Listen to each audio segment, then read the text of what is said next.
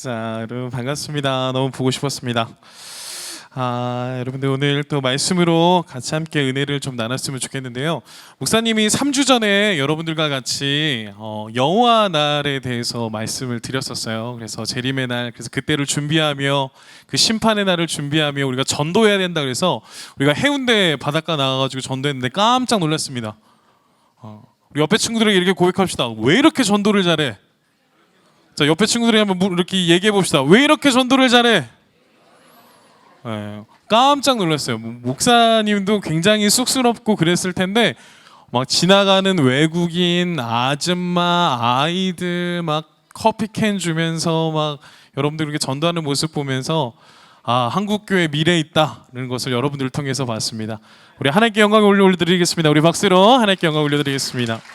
근데 여러분, 이 전도는 한 번의 행사가 아니라 여러분의 삶 속에서 매번 그렇게 전도의 기회가 있을 때 그렇게 함께 여러분들 전도하며 나갔으면 좋겠습니다. 여러분, 오늘은 그 스바냐서 말씀으로 우리가 함께 말씀을 나눌 건데요. 오늘도 주제가 여호와의 날에 대해서 스바냐서는 말씀을 하고 있습니다. 주님이 이 땅에 다시 오시는 그날을 준비하며 살아가는 것, 그 예수님의 재림을 준비하며 살아가는 것, 그것이 바로 오늘 스바냐서의 주제인데요. 그날을 준비하고 살아가는 것, 하나님의 백성들에게는 당연한 삶이에요. 다시 오시는 그 예수님의 그때를 기다리며 우리가 준비하고 살아가는 것은 당연한 그리스도인들의 백성으로서는 당연한 삶인데, 불신자들에게는 조금 다릅니다. 불신자들에게는, 그리스도인들에게는 축복의 날일지 모르겠지만 그때가 불신자들에게는 죽음의 날이기 때문에 불신자들 입장에서는 조금 다를 겁니다. 성경에서는 불신자들에게 다가오는 이 날이 도둑같이 찾아올 것이다 이야기를 합니다.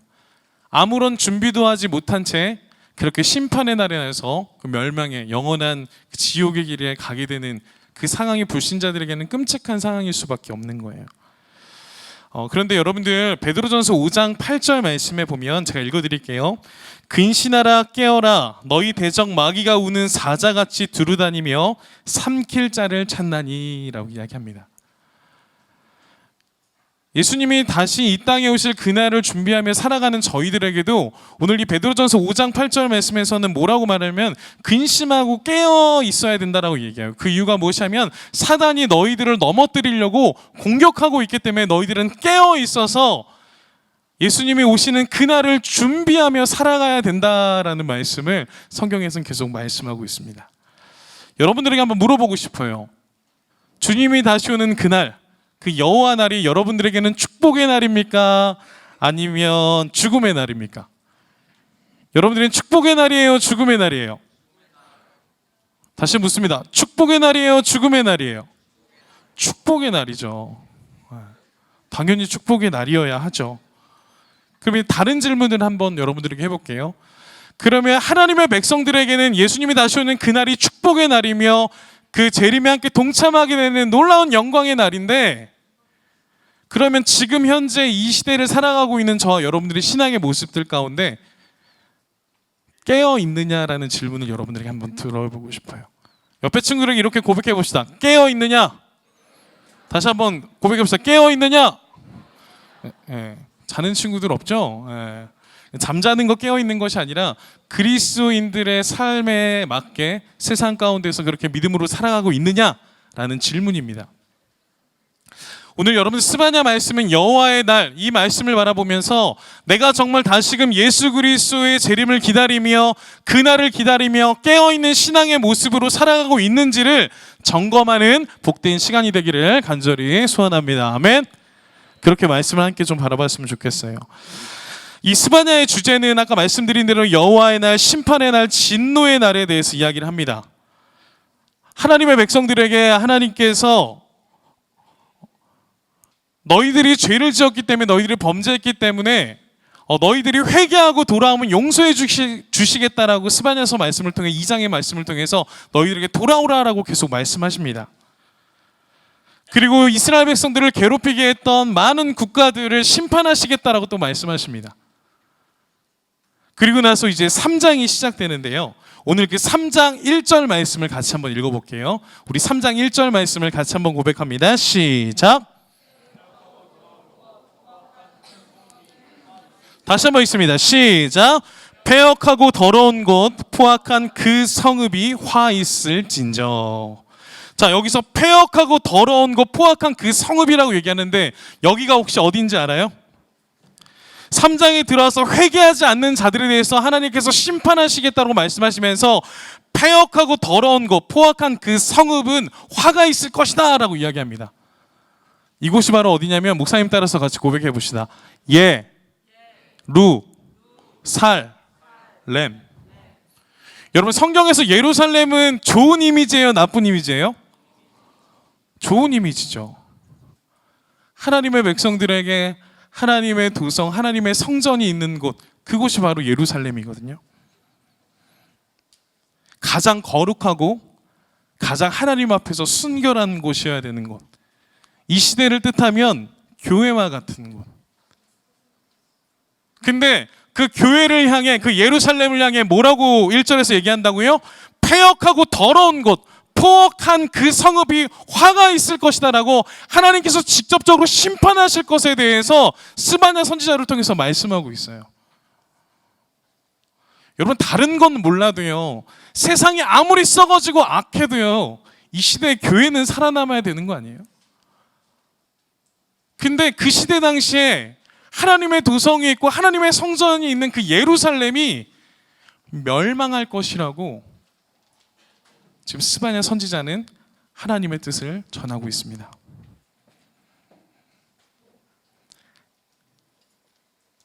하나님의 말씀을 반역하고 회개하지 않은 그 땅, 그 예루살렘을 심판하시겠다는 말씀이에요. 그러면 이 시작과 동시에 오늘 1절부터 8절까지 내용을 통해 우리가 기억해야 되는 세 가지를 목사님 좀 같이 함께 전해드리고자 해요. 첫 번째인데요, 목사님 따라서 같이 고백해 봅시다. 신앙의 공동체가 무너질 수 있다. 다시 한번 고백합니다. 신앙의 공동체가 무너질 수 있다. 여러분, 교회는 무너질 수 있을까요, 없을까요? 있습니다. 오늘 예루살렘을 향해서 화 있을진저라고 스바냐는 선지자는 예언을 하고 있습니다. 그렇게 될 것이다라고 선포하고 있습니다.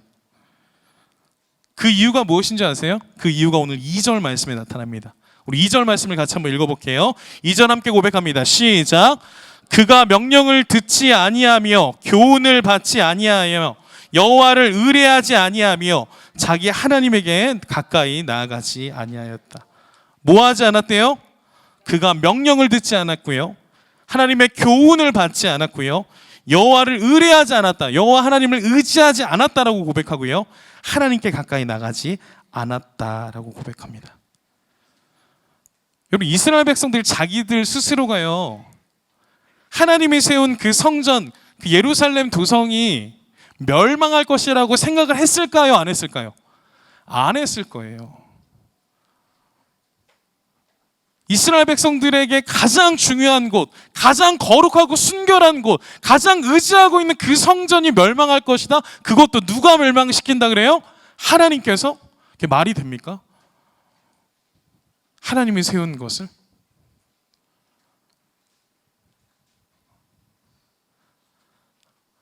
하나님께서 어렵게 피땀 흘려 세운 그 교회들을 하나님께서 없애버리시겠대요. 무너뜨려 버리시겠대요.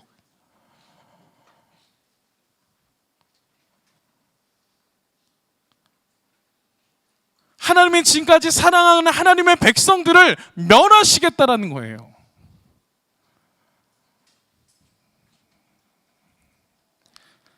그것도 하나님께서 직접이요. 우리는 오늘 이 말씀을 통해서 무엇을 바라보셔야 되냐면, 신앙과 교회는요, 겉모습과 전통이 중요한 것이 아니에요. 하나님을 배반하고 떠나는 순간 멸망하게 되는 것이에요. 우리도 마찬가지입니다. 우리의 신앙과 우리가 섬기는 교회 또한 하나님을 떠나는 순간 멸망하게 됨을 믿으시기를 간절히 소원합니다. 교회는요, 어떠한 전통을 가지고 있냐, 나의 신앙에서 모태신앙이냐, 내가 어떠한 것을 가지고 추구하고 있느냐가 중요한 것이 아니라 우리에게 가장 중요한 것은 하나님과 함께하고 있느냐, 하나님을 믿고 있느냐, 하나님을 경외하고 있느냐, 거룩한 하나님의 백성답게 살아가고 있느냐, 이것이 가장 중요한 것이지, 내가 교회 안에 있다, 모태신앙이다, 신앙을 가지고 있다, 이것이 중요한 문제가 아니다라는 거예요. 근데 예루살렘에 있는 도성들에 있는 하나님의 백성들은 안주했어요. 나는 하나님의 백성들, 하나님께 선택받은 하나님의 자녀들, 우리가 아무렇게나 대충 살아도 우리를 용서해 주시고 구원해 주시는 하나님,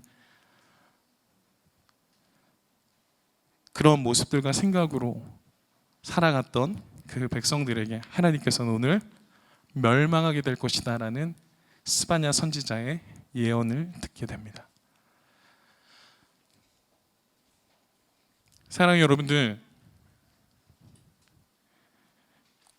우리는 하나님을 떠나서 살 수 없는 존재이심을 믿으시기를 간절히 축원합니다. 하나님과 함께 동행하며 살아가셔야 돼요. 근데 여러분들, 이 예루살렘에 있는 하나님의 도성에 있는 이 백성들이 그럼 단 한순간에 무너졌냐? 그렇지 않습니다. 오늘 우리 3절 4절 말씀을 함께 읽어볼까요? 그리고 오늘 본문 말씀 3절 4절입니다. 같이 한번 고백해 보겠습니다. 시작. 그 가운데 방백들은 부르짖는 사자요, 그의 재판장들은 이튿날까지 남겨두는 것이 없는 저녁일이요, 그의 선지자들은 경솔하고 간사한 사람들이요, 그의 제사장들은 성소를 더럽히고 율법을 범하였도다. 아멘. 두 번째로 중요한 말씀을 여러분이 드릴 건데요, 신앙의 공동체가 여러분들을 한순간에 무너지지 않았어요. 신앙의 공동체, 같이 한번 고백해볼게요. 신앙의 공동체는 지속적으로 무너졌다. 네. 그 근거에 대해서 오늘 3절과 4절은 말씀을 하고 있습니다. 이 3절과 4절 말씀해 보면 빨간색 글씨로 목사님이 그걸 표시를 해놨거든요. 첫 번째 3절에 누구예요? 재판장. 그리고 두 번째 4절에 누구예요? 선지자. 자, 우리 그 재판장을 먼저 보면 이 재판장은 지도층입니다. 그 사회에 있는 지도층이고요, 그 교회의 평신도입니다. 그 지도층과 평신도를 3절에서는 뭐라고 부르냐면 부르짖는 사자다라고 표현합니다. 성경에서 이 부르짖는 사자다라는 표현은 무엇이냐면 포악하다라는 표현이고요, 그리고 저녁 이리와 같다라고 하는데, 이 저녁 이리와 같은 것은 남의 물건을 훔치며 남의 물건을 갈취하는 그러한 범죄를 일삼는 자, 그것을 저녁 일이라고 표현합니다. 즉 하나님의 도성에 있는 예루살렘에 있는 하나님의 백성이 세상에서 나가서 살 때 어떠한 모습으로? 부르짖는 사자처럼 포악하고 저녁 이리와 같이 남의 물건을 헐뜯고 갈취하는 그러한 범죄자의 모습처럼 살아가고 있는 이스라엘 백성들의, 예루살렘 백성들의 모습이었다라는 거예요. 즉 이 뜻은 그리스도인으로서 육적인 생활이 무너졌다라는 증거입니다. 어떤 생활이 무너졌다고요? 육적인 생활이요. 그래서 4절 말씀해 보면요, 선지자가 나오는데 이 선지자는 영적인 지도자죠. 교회의 지도자, 하나님의 도성의 지도자, 하나님의 성전의 지도자. 근데 그 지도자를 뜻할 때 경솔하고 간사하고 성소를 더럽히고 율법을 범하는 자였다라고 성경에서 기록합니다. 하나님의 말씀을 전하고 더욱더 겸손하고 더욱더 성소를 잘 지키는 자가 선지자가 되어야 되는데, 오히려 더 하나님 앞에서 범죄하고 있는 그 모습이 선지자의 모습 가운데 있었다는 거예요. 이것은 예루살렘 성전에 있는 성도들의 그리스도인으로서 영적인 생활이 무너진 것을 표현하는 것이 오늘 본문의 말씀입니다. 즉 예루살렘이 멸망을 당할 수밖에 없었던 것은 두 가지가 무너졌어요. 무엇과 무엇이요? 그리스도인으로서 육적인 모습과요, 그리스도인으로서의 영적인 이 모습, 이 두 가지다가 하나님 앞에서 범죄자의 모습으로 살아갔던 그 모습으로 인해서 하나님께서는 심판하시겠다는 거예요. 그런데 이것이 하루아침에 그냥 단 한 번으로 그랬던 게 아니라, 같이 고백합시다. 지속적으로. 다시 고백합시다. 지속적으로. 예루살렘은 한 번에 무너지지 않았어요. 이유와 증거들이 분명히 지속적으로 나타남에도 불구하고 하나님께서는 회개하고 돌아서라는 하나님의 외침 속에서도 이스라엘 백성들은 돌아서지 않았어요.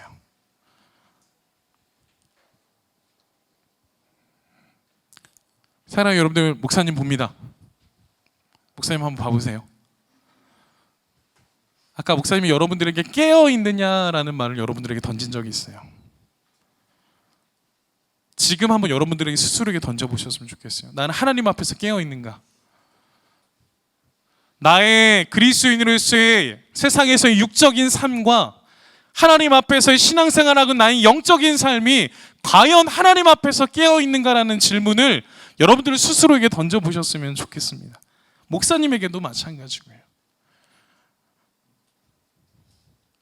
근데 여러분들 중요한 것이요, 이 영적인 것과요 육적인 것은요 항상 함께 갑니다. 내 육적인 삶을 망가져 있는데 영적인 삶을 잘한다? 아니요. 그럼 반대로 영적인 삶은 완전 개떡 같은데 육적인 삶을 잘한다? 아니요. 이 육적인 삶과 영적인 삶은 항상 같이 가는 거예요. 나는 교회 가서 영적인 생활은 잘하니까 뭐 육적인 거 하나님 앞에 회개하면 되니까. 아니요. 여러분들의 중심을 잘 봐보세요. 하나님께서 원하시는 방법으로 여러분들이 영적인 생활을 하고 있는지, 아니면 나의 중심과 나의 바람과 나의 목표를 향해 신앙생활을 하고 있는지.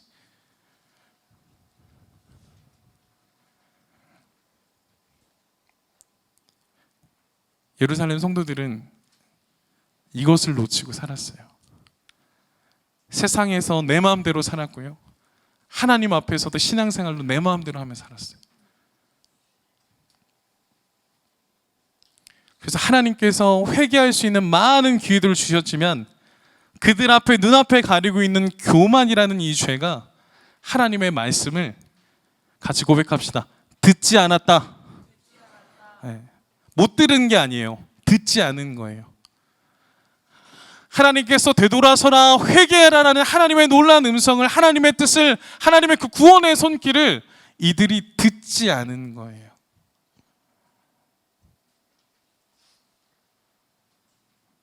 사랑하는 여러분들에게 다시 한번, 목사님과 여러분들에게 다시 한번 질문해 봅시다. 목사님 따라 고백합시다. 나는 깨어있는가? 이 질문을 여러분들에게 스스로 던져보세요. 사단은 계속 그런 육적인 모습들 속에 우리를 넘어뜨리려고 하고 영적인 모습들 속에 우리를 넘어뜨리려고 공격하고 있습니다.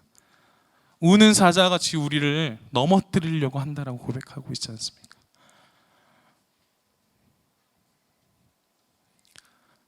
그래서 예루살렘은 멸망하게 될 것이라고 스마야 선지자는 선포하는 겁니다.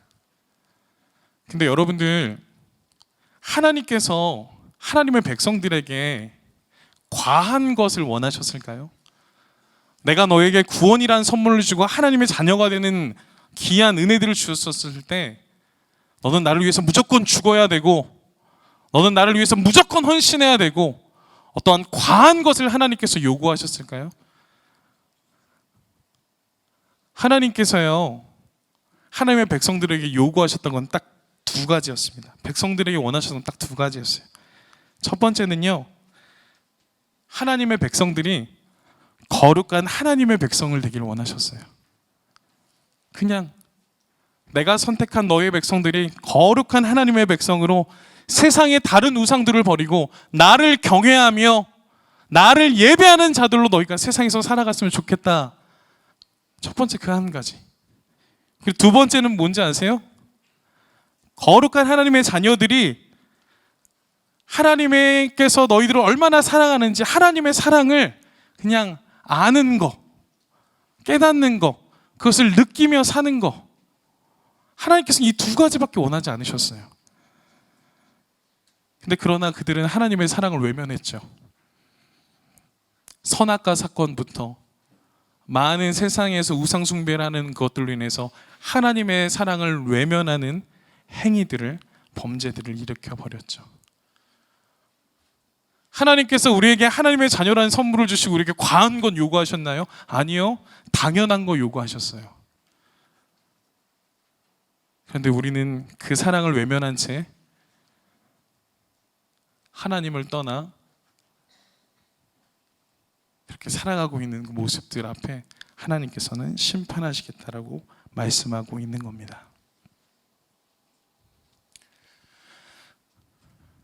사랑하는 여러분들, 이 정도면 하나님께서 심판하셔도 되지 않습니까? 근데 우리 입장에서는 너무 아프겠죠. 끔찍하겠죠. 근데 스바냐서 이제 3장 뒤에 부분 3장 17절 말씀에 보면 그러니까 하나님의 뜻과 계획, 하나님께서 하나님의 백성들을 향해 그 많은 상황들 속에서 변하지 않았던 두 가지의 모습이 오늘 스바냐서 3장 17절 말씀을 통해 우리에게 말씀하고 있습니다. 우리 스바냐서 3장 17절 말씀을 함께 큰 목소리로 고백해 보겠습니다. 시작. 너의 하나님 여호와가 너의 가운데 계시니 그는 구원을 베푸실 전능자이시라. 그가 너로 말미암아 기쁨을 이기지 못하시며 너를 잠잠히 사랑하시며 너로 말미암아 즐거이 부르며 기뻐하시리라 하리라. 아멘. 하나님께서 하나님의 백성들을 향해 변하지 않았던 두 가지가 있는데요, 그 첫 번째가 바로 무엇이냐면 목사님 따라서 같이 고백해 보겠습니다. 혼자 두지 않으셨다. 하나님께서는 이스라엘 백성들이 하나님을 외면하고 우상 숭배하는 많은 그 순간들 속에서도 하나님께서는 그들을 혼자 두지 않으셨어요. 오늘 너희 가운데 계시니 구원을 베푸실 전능자다라고 말씀을 하시는데, 모든 환난과 고통과 아픔 속에서도 혼자 두지 않으시고 그들 편에 서서 하나님께서 끊임없이 하나님의 백성들을 향해서 외치셨던 게 무엇인지 아세요? 같이 고백해 봅시다. 돌아오라, 돌아오라. 그 돌아오라를 외치면서 그 백성들을 향해 다시 나를 사랑해라, 다시 나를 경외했으면 좋겠다라는 하나님의 외침이 있으셨어요. 근데 오늘 마지막까지도 스바냐서 3장 17절 말씀에 그렇게 범죄하며 패역한 그 예루살렘을 향해서도 하나님께서 말씀하시는 것은 내가 너희 가운데 함께 있다라는 그 고백입니다. 사랑하는 여러분들, 우리가 세상 가운데에서 또 하나님의 품 안에 있는 이 순간에도 우리의 마음이 떠나 하나님 품 안에 있지 않는 다른 데에 시선을 돌리고 있는 이 순간에도 하나님께서는 우리와 함께 하시는 줄을 믿습니다. 아멘. 우리가 하나님을 붙드신 것이 아니라 하나님께서 저와 여러분들을 붙드신 줄 믿습니다. 아멘. 그것이 하나님의 끈이고 하나님의 인도하심입니다. 그래서 우리가 하나님과 함께 하는 것이 아니라 하나님께서 우리와 함께 하신다라는 고백인 거예요. 이 고백의 은혜가 우리의 삶 가운데 영원하기를 간절히 축원합니다. 두 번째인데요, 두 번째 같이 고백해 보겠습니다. 하나님께서는 우리를 한 번도 사랑하지 않으신 적이 없다. 두 번째 고백은 이거예요. 하나님께서는 한 번도 우리를 사랑하지 않으신 적이 없다라는 거예요. 우리가 우상 숭배하며 다른 것에 시선을 두고 있는 그 순간에도 하나님께서는 저와 여러분들을 사랑하셨다는 거예요. 그거에 대한 증거가 무엇인지 아세요? 같이 고백합시다. 예수 그리스도. 예수 그리스도. 예수 그리스도를, 독생자들 예수 그리스도를 희생하면서까지 저와 여러분들을 구원해 주신 줄을 믿습니다. 아멘.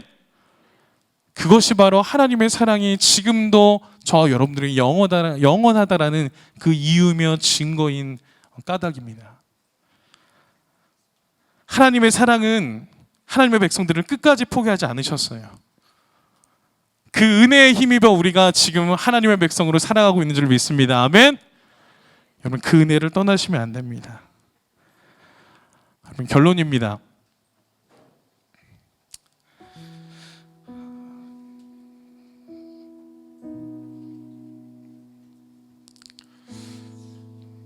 은혜의 하나님이, 심판의 하나님이 되신 이유가 있어요. 은혜의 하나님은요, 은혜를 주시고 이들이 말을 듣지 않으니까 심판의 하나님이 되셔서 멸망하겠다, 하나님은 그러한 계획이 있으신 것이 아니라 심판의 하나님으로서 다시금 하나님의 백성들이 하나님의 품으로 돌아오기 위한 하나님의 계획이신 줄을 믿으시기를 간절히 축원합니다. 아멘. 그래서 여러분들, 우리를 사랑하신 하나님께로 돌아오시게 하시기 위한 사랑의 표현, 간절한 외침이 여호와의 날, 심판의 날이라는 고백입니다. 우리를 그렇게 사랑해 주시고 우리와 동행해 주신 그 하나님 앞에 저와 여러분들이 고백할 수 있는 최고의 표현이 있어요. 그게 뭔지 아세요? 같이 고백해 봅시다. 감사. 하나님께서는 여러분들에게 독생자 아들을 희생하시면서 내가 독생자 아들까지 희생했으니 너도 나에게 무엇인가를 줘야 되지 않겠냐? 너도 나에게 무엇인가를 가지고 와야 되지 않겠냐라고 말씀하지 않으세요. 아무 이유와 조건 없이 여러분들을 사랑해 주시고 그 사랑 가운데 여러분들에게 표현하고 고백받기를 원하는 것은 바로 무엇이냐면 하나님, 내가 주님을 사랑한다는 표현입니다. 그 표현이 바로 우리가 하나님을 인정하며 나가는 표현이 바로 무엇이냐면 감사인 줄 믿습니다. 아멘. 감사는 하나님을 인정하는 것이고 하나님이 살아계신다라는 믿음의 표현이며 하나님께서 이 땅의 모든 것을 주관하신다라는 우리의 믿음의 표현인 줄 믿습니다. 그래서 여러분들이 하나님과 동행하며 하나님께서 나를 사랑한다라는 그런 마음과 생각과 감정이 느낄 때마다 우리가 하나님께 표현할 수 있는 것은 바로 무엇이냐면 감사예요. 하나님 감사합니다. 하나님 감사합니다. 오늘도 나와 함께 해주셔서 감사하고, 오늘도 나에게 귀한 음식 주셔서 감사하고, 귀한 가정 주셔서 감사하고, 친구 주셔서 감사하고, 또 하나님께 예배할 수 있어서 감사하고, 주의 말씀을 볼 수 있어서 감사하고, 기도할 수 있어서 감사하고, 하나님의 은혜 가운데 나아갈 수 있는 감정을 주셔서 감사하고, 우리의 입술이 세상에 있는 사람들처럼 불평하고 원망하는 것이 아니라 하나님 앞에 모든 것 감사드릴 수 있는 우리의 삶이 되기를 다시 한번 간절히 축원합니다. 우리를 구원해 주시고 나를 여기까지 인도해 주시고 나를 앞으로 영원까지 사랑하시는 하나님 앞에 우리 감사와 영광의 박수 올려드립시다.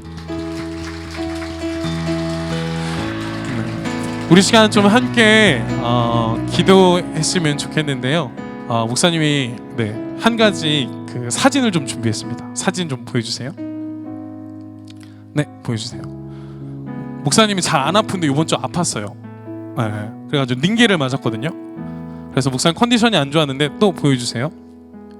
네, 이게 어젯밤 11시에 찍은 건데 우리 아이들 2명이 수족구가 걸려가지고 병원에 입원을 했어요. 그래가지고 병원을 갔더니 아내도 링겔을 꽂고 있는 거예요. 아내도 간호를 하다가, 그래서 어제 4시 나란히 누워서 이게 신기한 거는 아닌데 너무 상황이 웃긴 거예요. 아이는 울고 막 그러는데, 그래가지고 이제 사진을 찍었는데 역사적인 날입니다.